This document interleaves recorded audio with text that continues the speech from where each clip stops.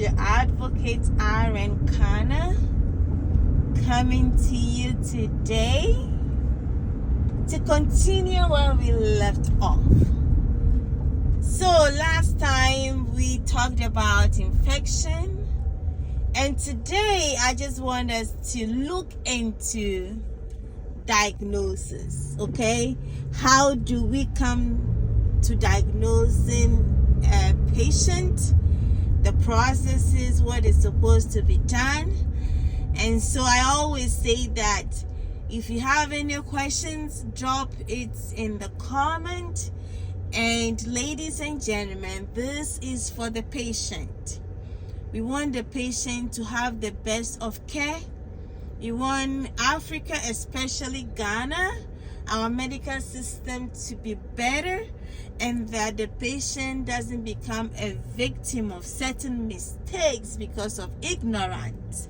So today we want to talk about diagnostic, how we diagnose patients and etc. So when you go to a doctor, so what we do here is that you start with the least invasive procedure first.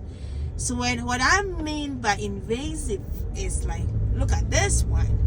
We're talking about H. pylori, right?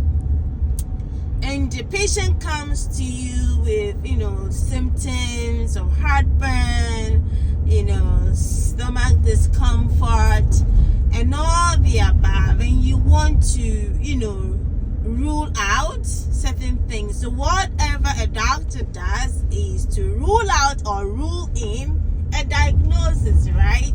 So what we do, or what you're expecting your doctor to do, is to start slowly first. So medicine, you go in, least invasive, meaning that something that doesn't, that doesn't harm you that much or need a lot to be done. So take it like this. H. pylori, okay, this can be done through lab, right? So here they give you something to drink, you blow in a paper bag or whatever, we test it, and then we are able to tell you that you have H. pylori. This is just an example. But then another thing is they can test your stool to see whether you have that, okay? But sometimes we can go higher to go and do endoscopy, which of course can see that. But a good doctor will first of all do a lab, so what we do is like progressively. So we count one before we count two. You get what I mean? So when you go to a doctor, say my chest, maybe my chest, or something is going on, what we do is that we don't want to expose you to so much of radiation.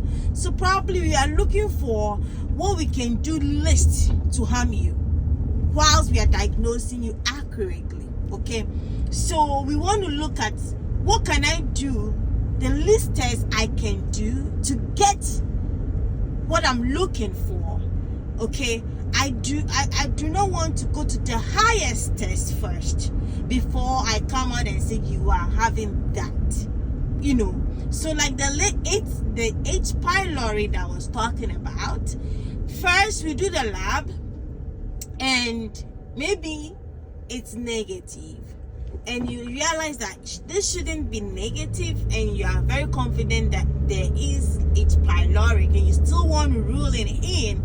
Then after all those tests that are negative, then you can say, okay, I still want to poke it. I want to, investigate more. Then maybe I can do a higher, diagnosis. So I ask you to go do a scan, or maybe I can ask you to go and do endoscopy. because this endoscopy is invasive. They're actually going to go through your, throat into your stomach and look into stuff, right? So that is invasive because it can really harm you.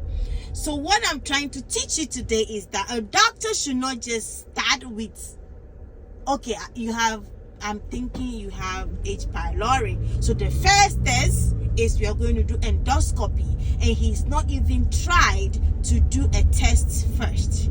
So what I'm trying to teach you today is that make sure that when you go to a doctor, okay, nicely, you ask him. He orders a test, and you realize that, okay, what test is this?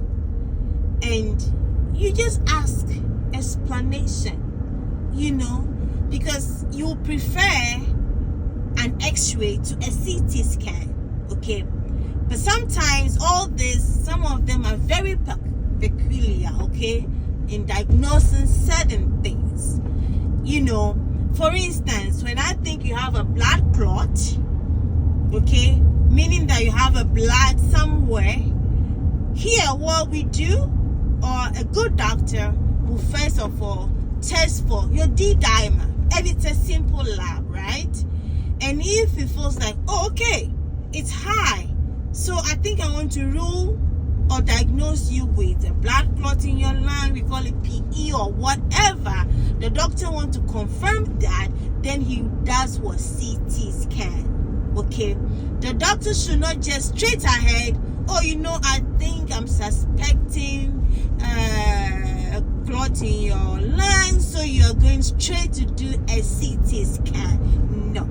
So the basis of this is to teach you that whenever you go to your doctor and he orders certain labs for you, certain scan for you, try to investigate. What are we trying to rule in, or what are we trying to rule out? What do you think I have? And the test I'm doing, is that the least invasive test, or that is the top of it? Because medicine, what we all know, the doctors know, that you start slowly. You start with the least before you go to the most. So no, I'm not sending you to medical school. You don't have to know a lot, but certain things you can really just nicely ask. So you don't go to a doctor and always go to CT scan, go to CT scan, go to CT scan. Meanwhile, there are other things that you can simply do, so we want to know. When a doctor asks you to go do something, you ask, so what is wrong with me? And look, before we have no access to internet is there. I call it Dr. Google. It might not give you everything because it's not supposed to give you everything, but to a layman knowledge, it's able to give you some little information, and tell you that, okay, you have this, or maybe the doctor asks you to go do this. You can Google and just find out, this is what he thinks I have and he wants me to do this. You can get certain information, and nicely, I know Ghana, it is very hard to go asking, but I believe if you ask nicely, they could be able to explain. So my point of this video is that know why the doctor is asking you to go and do this and that. Why not the simplest thing to the, going to the highest test? So you advocate to do the list. If the list come back negative, and she believes or he believes that this is what you got and he wants to go further, yes. So pursue to do the least invasive. That is the goal here. The least harming procedures, labs. That is what you want to do. And that is the goal here. I'm teaching you today that when you go to your doctor, make sure you are starting from the list, okay, before you go and do the most test, okay, because most of these higher tests, they have a lot of the downside, okay. So try and learn before you go do anything to your body. And I always say, knowledge is power, and lack of knowledge, my people perish. So, ladies and gentlemen, my favorite patients, I want you to learn it for yourself. It will save your life. Okay, certain information you gotta know. But anyway, after doing all this, I always want to tell you that I have a doctor who doesn't use medication. He's Jesus. He's still in the healing business. So drop a comment, share this. It's to enlighten, educate people, so we can get a better health system in Africa and especially Ghana, my motherland. So until then, take care of yourself and continue to learn and continue